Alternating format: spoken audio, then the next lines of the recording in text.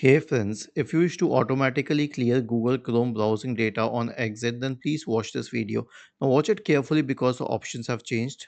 Search for Chrome in the Windows search bar and click on Google Chrome. Click on these three dots at the top right corner and select settings.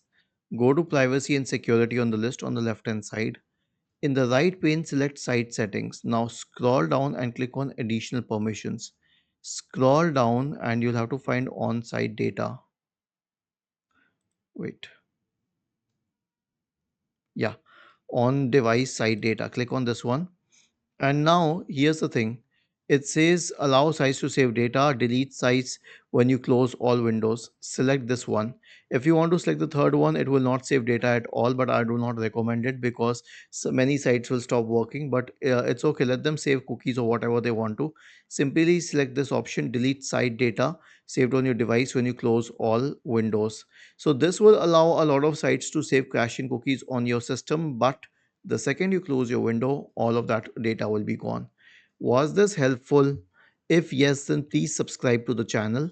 If not, then let us know in the comment section of the video on how we could help you further.